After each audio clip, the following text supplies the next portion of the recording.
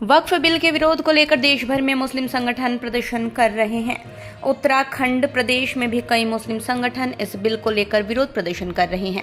हाल ही में जनपद हरिद्वार के कई हिस्सों में वक्फ बोर्ड अध्यक्ष के खिलाफ नारेबाजी करते हुए पुतले दहन कर विरोध प्रदर्शन किया था। आज भारी सुरक्षा के बीच मंगलौर पहुंचे वक्फ बोर्ड अध्यक्ष का भाजपा कार्यकर्ताओं ने जोरदार स्वागत किया।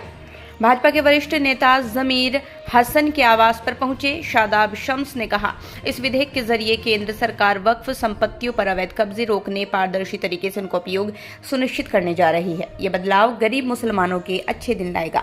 उन्होंने कहा, वक्फ बोर्ड की चिंता ये है कि करोड़ों रुपए की कई वक्फ संपत्तियों पर निजी लोगों ने कब्जा कर लिया। शादाब शम्स ने कहा, नए संशोधन कानून के बाद अवैध कब्जा करने वालों के खिलाफ सख्त कार्रवाई की। देश के यशस्वी प्रधानमंत्री ने गरीब मुसलमानों की आह को सुना है और इसलिए उनको एक उम्मीद दिखाई है और उस उम्मीद का जीता जागता सबूत है कि जो वक्फ अमेंडमेंट एक्ट आया है।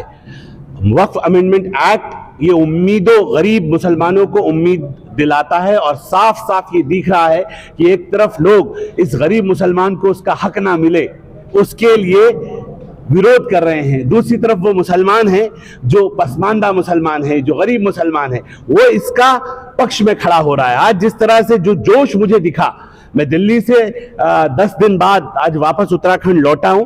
लगातार हमने इसके पक्ष में अपनी आवाज को उठाई है और मंगलौर का जो पसमानदा गरीब मुसलमान है वो जिस ताकत के साथ खड़े होकर स्वागत कर रहा है, नारसन में जितना भव्य स्वागत हुआ, तमाम मुसलमान उभर के आ रहे हैं और कह रहे हैं न दूरी है न खाई है, मोदी हमारा भाई है। ये साफ साफ दिख रहा है इससे कि अब देश का जो मुस्लिम तबका है, जो गरीब तबका है, जो यतीम मिस्कीन बेवा बहनों का हक था, जो वक्फ मिलना चाहिए था उन्हें, उस वक्फ के ऊपर चंद अमीर लोग डाका डाल के बैठे थे। उन गरीबों को, उन अमीरों से हक लेकर उन गरीबों को देना, ये जिम्मेदारी, ये नई उम्मीद में दिखी है। ये जो वक्फ अमेंडमेंट एक्ट आया है जिसको हमने उम्मीद का नाम दिया है, मैं बड़ी जिम्मेदारी से इस बात को कह सकता हूं, जिनके पास, जिन्होंने वक्फ को लूटा है, जिन्होंने सदके ज़कात खैरात के माल को खाया है, अब उनसे वापस लिया जाएगा। ये गरीबों का हक है और गरीबों का, मजलूमों का हक उनको मोदी सरकार वापस देने जा रही है वक्फ बोर्ड के माध्यम से। जो भ्रम फैलाया जा रहा है, कह रहे हैं कि मस्जिदों को छीन लिया जाएगा, मदारिस को छीन लिया जाएगा, कब्रिस्तानों को छीन लिया, किसी को घबराने की जरूरत नहीं है। मंत्रालय में हमारी बैठ के वार्ता हुई, संगठन में बैठ के वार्ता हुई, किसी मुसलमान से किसी की मस्जिद, किसी की कब्रगाह, किसी की खानका, किसी की कब्रगाह नहीं छीनी जा रही है। सब जो जहां है वो वहीं रहेगा। सबको वक्फ बोर्ड में रजिस्टर्ड कराया जाएगा। हम जल्द सबका सर्वे कराने जा रहे हैं। एक एक चीज का सर्वे होगा, जहां जो होगा वहां वो दर्ज किया जाएगा। लेकिन जो ज्यादतियां थी वक्फ बोर्ड की, उस पर लगाम लगाई है कि अब वक्फ बोर्ड में वक्फ बाय यूजर को समाप्त कर दिया गया है। अब किसी को अगर अपनी मस्जिद या मदरसा कुछ बनाना है तो उसको वक्फ बाय डीड करनी पड़ेगी। अब आज के बाद जब कोई अपनी जमीनों को दान देगा तो उसे अपनी प्रॉपर्टी को ऑन राइटिंग कोर्ट में जाके वक्फ हिब्बेनामा, वक्फनामा के तहत उसको दान करनी पड़ेगी। जो डरा रहे हैं वो खुद डरे हुए हैं, क्योंकि उनको इस बात का डर है कि उनसे जो प्रॉपर्टियां जबरदस्ती उन्होंने गरीबों के हक को कब्जाया है, उनसे लेकर अब गरीबों का उत्थान किया जाएगा। मैं जिम्मेदारी से कह रहा हूं, गरीब बेघरों को अब घर देने का काम वक्फ बोर्ड करेगा, बेसहाराओं को सहारा देने का काम वक्फ बोर्ड करेगा।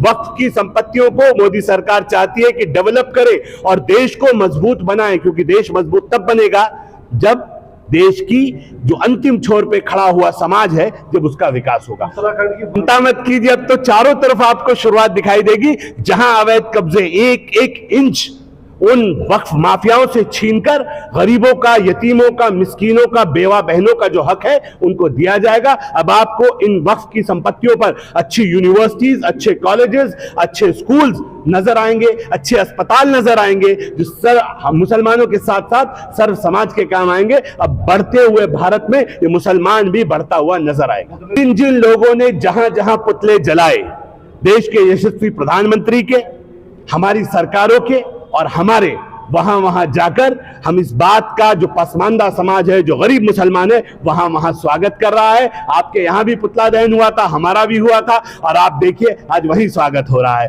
कलियर में पुतला दहन हुआ था, कलियर में स्वागत होगा। रुड़की में पुतला दहन हुआ था, रुड़की में लोग स्वागत के लिए तैयार बैठे हैं। तमाम जगह जहां जहां देश के जिस कोने में मोदी सरकार का पुतला दहन हुआ है, वहीं वहीं जो जरूरतमंद गरीब पसमानदा मुसलमान है वहीं वहीं स्वागत करेंगे। अब कोई डरने वाला गरीब मुसलमान अब डरने वाला नहीं है। मोदी सरकार इस मजलूम और कमजोर मुसलमान के साथ।